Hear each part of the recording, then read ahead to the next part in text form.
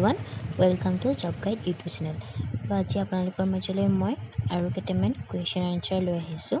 আহকচোন ষ্টাৰ্ট কৰোঁ আমি। বুৰঞ্জী শব্দৰ অৰ্থ কি? নজনা কথাৰ ভঁৰাল। কুৰুক্ষেত্ৰ যুদ্ধত অংশগ্ৰহণ কৰা প্ৰাগজ্যোতিষপুৰৰ ৰজাজন কোন আছিল? ভগদত্ত। কামৰূপ ৰাজ্যত বৰ্মন বংশৰ প্ৰতিষ্ঠাতা কোন?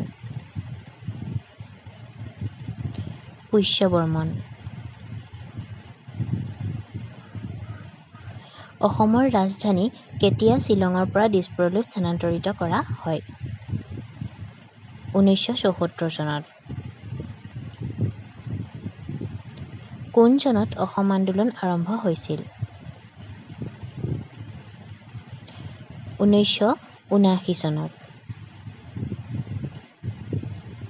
তোমালোকে মোক হত্যা কৰিব পাৰা, কিন্তু মোৰ স্বাধীনতাৰ স্পৃহাক হত্যা কৰিব নোৱাৰিবা কথাষাৰ কোনে কৈছিল? কনকলতাই। প্ৰাচীন কামৰূপৰ কোনগৰাকী ৰাজকুমাৰীক কাশ্মীৰৰ ৰজাই বিয়া কৰাইছিল? অমৃতপ্ৰভাক।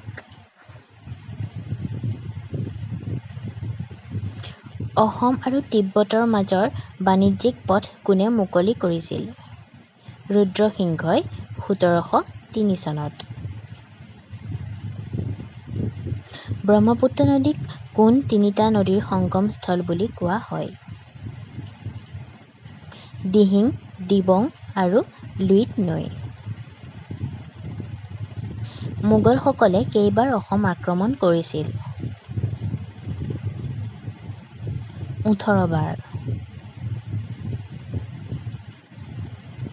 অসম ছাত্ৰ সন্মিলনী কেতিয়া গঠন কৰা হৈছিল? 1916 চনত। আভ্যন্তৰীণ সীমা আইন কেতিয়া কাৰ্যকৰী কৰা হৈছিল? 1873 চনত। কোন চনত ব্ৰিটিছ চৰকাৰে অসমত অসামৰিক আৰু অপৰাধী আদালত মঞ্জুৰ কৰিছিল? 1828 চনত। অসমৰ প্ৰথম ব্ৰিটিছ চিফ কমিছনাৰজন কোন আছিল? Colonel kidding. স্বাধীন অসমৰ বিধানসভাৰ প্ৰথম অধ্যক্ষ কোন আছিল?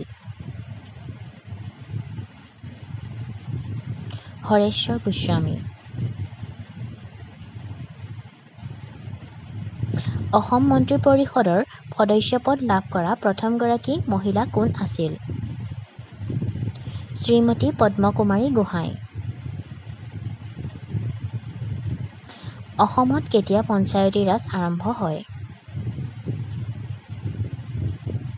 1896 চনত।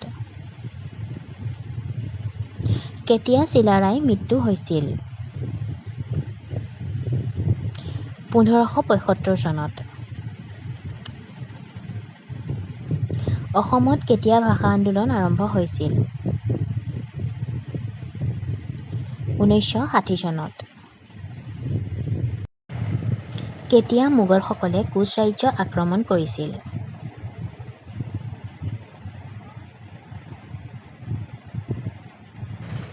1615 চনত। তো আজিলৈ ইমানেই আছিল। আশা কৰোঁ আপোনালোকৰ সুবিধা হ'ব এই ভিডিঅ'টোৰ দ্বাৰা। থেংক ইউ ফৰ ৱাচিং।